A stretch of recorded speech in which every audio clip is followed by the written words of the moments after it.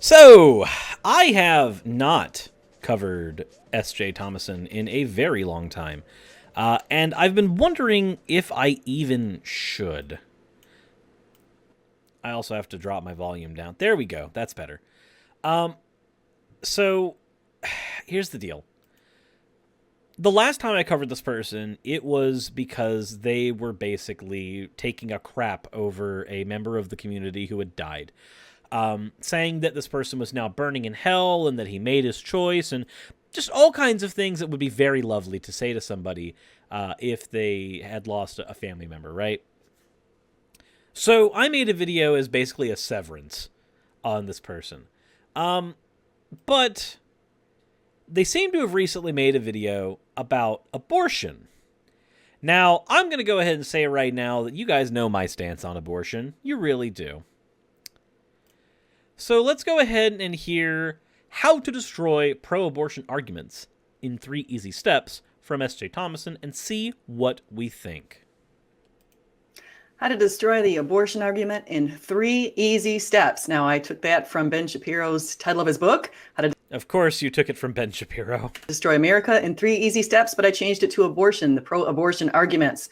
And I focused on the word pro-abortion arguments rather than pro-choice arguments, because I think that the idea of calling something pro-choice implies that you have a choice. And here's the question. I've got a couple of premises.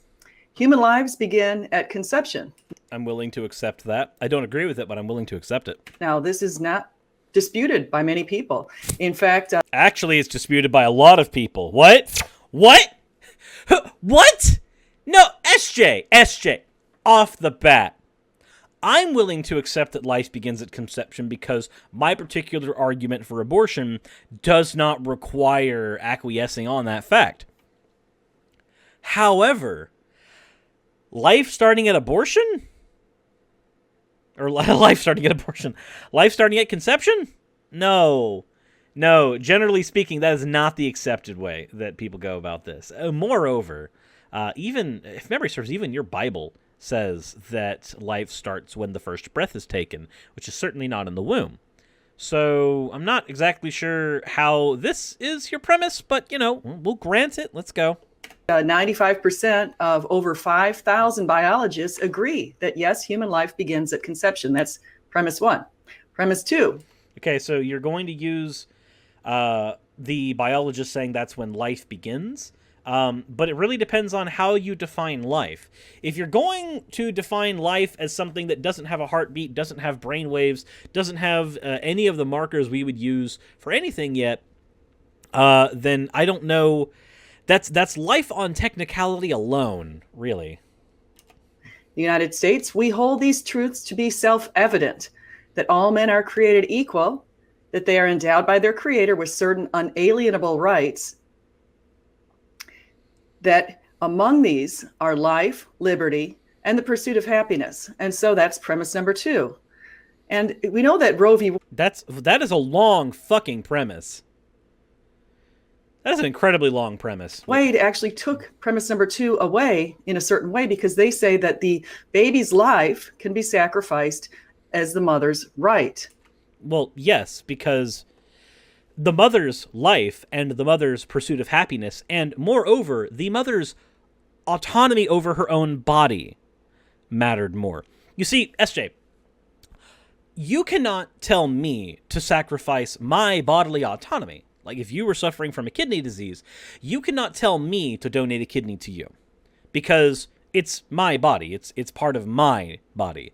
There's no point where you can legally compel me to give you my kidney. Now, morally, you could. You could call me a monster for letting you die. You could do all kinds of things in this regard. But you could not legally compel me to do these things. Nobody's taken away the baby's right to life because the baby didn't even consent to life in the beginning. The baby doesn't even have a life yet until it's born and can even start developing memories. Much like how we have no issue with being able to unplug somebody when they are in a vegetative state, if somebody is non-functional, completely and totally non-functional, I don't know how you could define that as alive in any meaningful moral sense.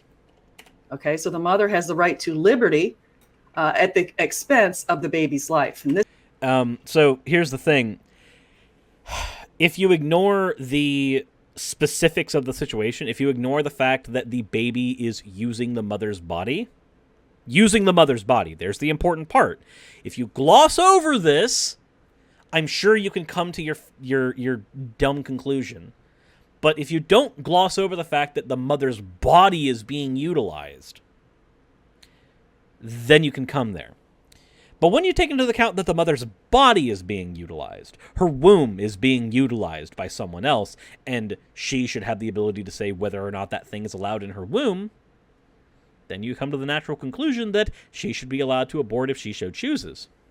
I also like the rhetoric at the beginning of the video where she says, we're going to call this the pro-abortion argument, not pro-choice, because what choice are women given? They're given the choice to do whatever the fuck they want, including abortion. It's pro-choice because it is pro-choices. All choices. You can choose to keep it, you can choose to adopt it, you can choose to abort it, you can choose to do whatever you want. The pro-choice position is that you should have that ability, even if you don't agree with the morality of aborting children. This is a problem which is actually unconstitutional. Babies do have a right to life. That's the conclusion. So again, just to repeat, human life begins at conception. We hold these truths to be self-evident, that people have unalienable rights, which include life, liberty, and the pursuit of happiness. Liberty and the pursuit of happiness and life are all rights that the mother has, and the baby cannot have its rights at the cost of the mother's. That's the part that you're forgetting, SJ. Therefore, babies have a right to life. It's quite simple. Now let's discuss It's quite simple because you are. the exceptions. Because a lot of times people like to use the exception to say the rule. Like they'll say, for example, what about a case of rape or incest? Well, we know that 1% of abortion cases are from rape or incest, and this is a truly tragic thing. But what is the fact that it's in the minority matter? SJ, are you going to make an argument that we cannot make rules for people based on minorities? Because there are some ethnic minorities in the United States that might have some issues with that. we don't want to use the exception to set the rule. For example, we have an exception of self-defense. If someone kills somebody else in self-defense, that might be presentable in courts. Okay, there's an exception. We don't make the rule by the exception. So actually, the rule is by the exception. The self-defense rule is the exception there. We allow abortion because of those exceptions. Now, here's the difference, though. With something like abortion, as I've said many times here, it's not just that those exceptions happen. These are just the reductio ad absurdums of your argument. It's also that the mother is an autonomous human being with her own life, her own wants, her own pursuits. If she does not want a baby in those pursuits, and moreover, does not want her body being forced under biological slavery to be used, there's no reason she should have to. Under your paradigm, a mother is forced into biological slavery. Under my paradigm, a mother has a choice. That's why it's called the pro-choice argument. You see, SJ, it's very simple. So the exception is rape. 99% of the time, it's not rape nor incest. And so we have to look at the 99%. 99% of the time that it is documented. To set the rule. And the rule should be no abortions. They say, well, what? So wait a minute. Hold on. Wait. SJ. Question. Is it that it happens in rare cases, therefore the rule should just say fuck you to the people who deal with rape and incest? Or is it that in 99% of cases you can say fuck you to the person, but if we determine that it's rape or incest, then it's okay? Now, a question, how would you determine that it's rape, though, is the question. Because I'm going to grant that you're not going to take the monstrous position that we don't allow abortion, even in the case of rape. I'm going to grant that you're not a horrible human being, which is a hard grant. It's a hard sell. Trust me, I know. my question becomes, how would you determine this? Because let's say that somebody was, in fact, raped, but it was not forceful. It was not something that they consented to, but they were in a position where they didn't have another option. They didn't have any other way out of a situation. They were told they needed to do so, they needed to do it willingly, etc. So the hallmarks that we would find of most rape cases would not be present here. How would we determine that this person was or was not raped? And moreover, here's the other side of this. What if you have a person that does not want to engage with the legal battle that comes with that type of horrible violation of their body? They just want to have the baby taken care of so that they do not have to deal with dealing with their abuser again in their life. They just want that chapter of their life to be closed. They don't want to deal with the legal battle, the legal ramification, so they don't want to have to say, this happened because of rape. What about this situation, SJ? What happens when somebody wasn't raped, but they desperately don't want to have the child? They are not in a social position to adopt, so they need to go ahead and abort before people know. And the only option they have is to say that they were raped. What happens to the guy here? Does the guy just have to take the brunt of it and go, well, I didn't do it, or I did do it, and now they have a legal battle to determine a rape that didn't even happen because it's the only avenue that the woman has to actually have an abortion? All these scenarios come in the fictional universe where we don't allow abortion, but we allow it in the case of rape specifically. And that's me granting that your position isn't a monstrous one. But let's see if it is. About life. They'll look back at the fetus and they'll say, well, the fetus isn't conscious or sentient. We have to take rules that we apply to one set of humans and apply them equally to all humans. Okay. If you say, well, no, the baby is not conscious or sentient, you must say, well, let's look at other humans who aren't conscious and sentient. Say you look at someone in a coma. Are we entitled to take that person's life? Yes. We've done it before. We do it all the time. SJ. We unplug people from life support all the time. All the time. When people are in vegetative states, we unplug them. This is a thing that happens. I know because I've done it. I have been in the situation where I was part of the group of family members that had to make the determination on whether or not we would be unplugging a family member. I've been here, SJ. I've done this. Don't tell me we don't do it. What if this person is in a coma for a period of 9 months? Are we entitled to take that person's life? We do it all the time. The conscious or sentient argument gets wiped away. They say, what about the mother's autonomy? What about her freedom and her liberty? Again, you shouldn't be able to take one person's life just to satisfy your liberty. So then why is the child allowed to sacrifice your liberty for their life? SJ, this works both ways. You are valuing the potential human life over an already existing human life. If we accept that both the mother and the potential child have the exact same autonomy, the exact same integrity, the exact same value, we then have to determine what is the point where we allow one to violate the other. Because if you prioritize the child, then you allow the child to violate the mother's rights.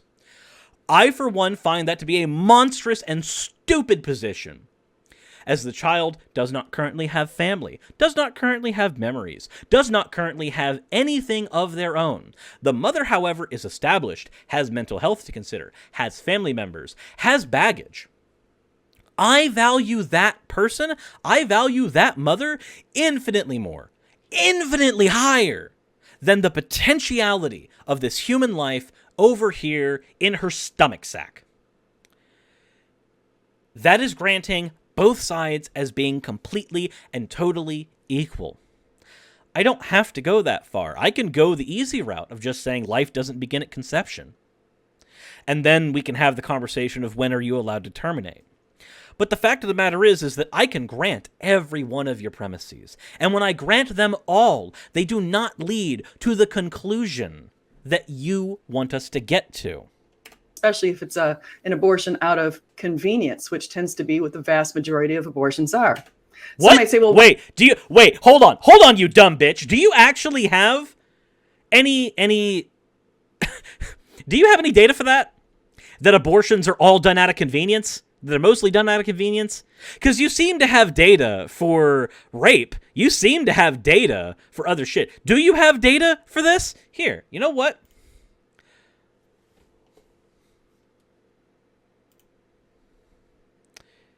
Oh, look at that.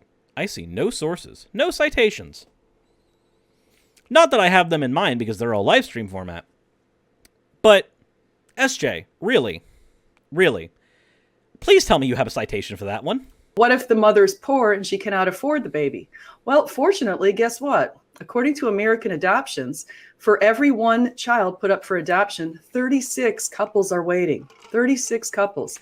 Okay, yes, and by that logic, we should have no children in adoption centers, right? None? Oh, wait, no, we have overflooded adoption centers with incredibly abusive practices right now. The adoption system is completely and totally broken, SJ. Those statistics may be true, but material reality is not just stats. Material reality is also what manifests as a result of those stats. And the manifestation is that we have kids who grow up entirely in the system. But go on. There are a lot of people who can't have kids and would very much appreciate to be able to raise somebody else's child. Okay? There are great people out there. That's fine, but that doesn't give the state the right to tell the woman that she has to engage in biological slavery for 9 months. That even the fact that there are hypothetical people out here willing to adopt the child does not mean that I get to go through 9 months of suffering. That's not what it means. It never has meant that, and it never will mean that. Now, some like to conflate adoption agencies with foster care, and that's not what I'm talking about here. I'm talking about private adoption agencies.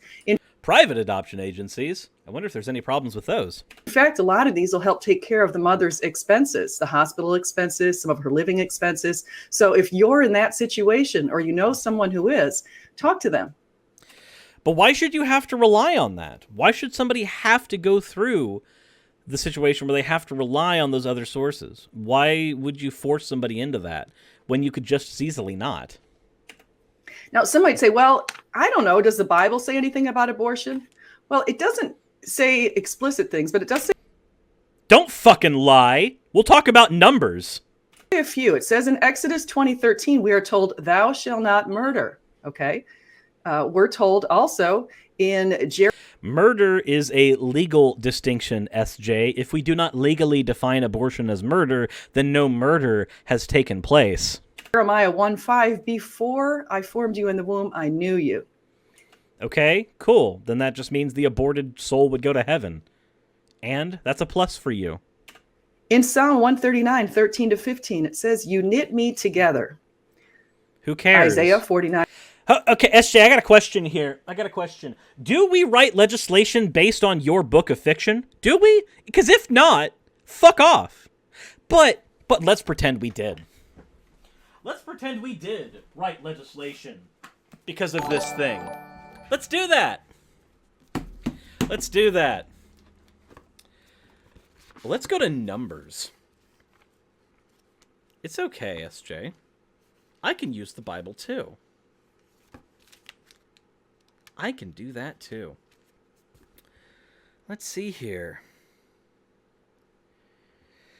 Let's see here. And the Lord spoke to Moses, saying, speak to the people of Israel. If any man's wife goes astray and breaks the faith with him, if a man lies with her sexually, and it is hidden from the eyes of her husband, and she is undetected, though she has defiled herself, then there is no witness against her, since she was not taken in the act. And if the spirit of jealousy comes over him, and he is jealous of his wife who has defiled herself, or if the spirit of jealousy comes over him, and he is jealous of his wife, though she has not defiled herself, then the man shall bring his wife to the priest, and shall bring the offering required of her, a tenth of an ephah of a barley of flour. He shall pour no oil on it, and put no frankincense on it, for it is a grain offering of jealousy, a grain offering of remembrance, bringing iniquity to remembrance. And the priest shall bring her near and set her before the Lord. And the priest shall take holy water in an earthenware vessel, and take some of the dust that is on the floor of the tabernacle, and put it in the water. And the priest shall set the woman before the Lord, and unbind the hair of the woman's head in place, and her hands in the grain offering of remembrance, which is the grain offering of jealousy. And in his hand the priest shall have the water of bitterness that brings the curse.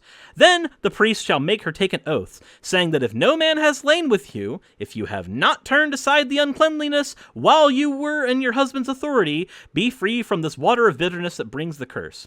But if you have gone astray, though you are under your husband's authority, if you have defiled yourself, and some man other than your husband has lain with you, then let the priest make the woman take the oath of the curse.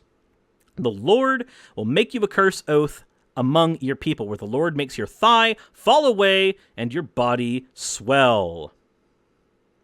May this water that brings the curse pass into your bowels and make your womb swell and your thigh fall away. The woman shall say, Amen, Amen. Now, I got a question, SJ. Do you know what that is in reference to? Do you know what the thigh falling away was nomenclature for back then? It was a miscarriage, SJ. This was a miscarriage induced by a priest. The Bible says that if a woman happens to cheat on her husband, the punishment can be abortion. Now, wait a minute, SJ. Wait a minute. Let's ignore the fact that we don't use that fucking book to write legislator. Okay? We don't legislate based out of that fucking book. And good thing we don't, because otherwise I'd be asking you how many shekels of silver it would take for one of your children. But let's pretend we fucking did. If you happen to be the type of person to cheat, we could legally kill your child based on all of your methods in order to make it right. Because that's what rotting your thigh out was. You can go ahead and use all the fluffy verses you want that aren't about abortion. I can go ahead and pull one that was about abortion. And one, you called me from the womb. Genesis 1:27 says we're made in the image of God. Yep. Isaiah 44:2. And God was a genocidal maniac. Guess we have to kill a bunch of kids now. Says we're formed in the womb. Exodus 23:7 says something quite specific. Are you going to say Do numbers? not kill the innocent. Now, who's innocent among us? The most innocent are the unborn. Actually, no, SJ. No. Incorrect. Because of original sin. If we're going to take your Bible as full on everything, then we have to accept one of two things. Either they are not innocent because of original sin, and therefore this doesn't work, or they are innocent and can ignore original sin because they have not been born into the world of sin yet, in which case they would just go to heaven when they're killed. Either way, you win, but not in the way you think. And so in Exodus 20:13, thou shalt not murder. Exodus Murder is a legal distinction. Again, doesn't factor in here. 23:7, do not kill the innocent. Galatians 1:15 says, but when he who had set me apart before I was born. Okay, so before you're born, God has set a role for you. Yes. And that role was to be flushed down the toilet for some people. Job 31:15 says he formed us in the womb. Ecclesiastes 12:7 says, and the spirit shall return. And Ephesians 2:10 said, for we are God's handiwork. And so I hope that I've addressed some of these abortion issues today. I want to make sure that you realize that we don't want to, number one, take the exception to set the rule.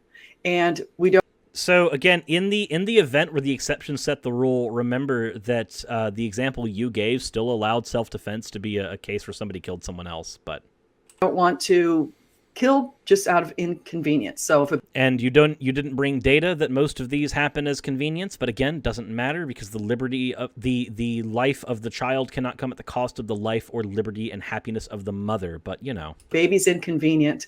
Remember, we're pro-choice. Yeah, you're pro-choice. One of the choices is abortion. You make the choice to engage in the act that might lead to a baby. Thank you so much. Consent to sex is not consent to pregnancy, SJ. Do you not understand that? Does that thought not occur to you? Consent to driving a car is not consent to a car wreck, merely because it can lead to one. Consent to eating an apple is not consent to cyanide poisoning, merely because cyanide can be contained in the seeds. Consent to sex is not consent to a child, merely because a child could lead to it. I consented to an act. That act did not contain a child. You're wrong, SJ. Your own Bible shows you're wrong. In the one passage you deliberately decided not to talk about. Imagine that. But again, even if that were not the case, even if the Bible completely supported your position, we are not a Christian nation. We are not a theocracy. We do not write our legislation based on your book, and thank your non-existent God for that. Because again, I refer you back to how many shekels of silver are your children worth again? Don't be this kind of person, SJ. I would say I know you're better, but you already shat all over a dead person, so I don't think you are. I don't have any reason to think you're better than this. You've demonstrated you're not. But what do you guys think in the comment section below? Let me know. Go ahead and leave a like if you want to. Go ahead and check the description below if you want to support the channel and what I do. Go ahead and click the link to Patreon if you want to do that. But most importantly, click the subscribe button and click the bell notification icon. All that stuff incredibly helps the channel in a myriad of ways. And don't be like SJ. This is just wrong.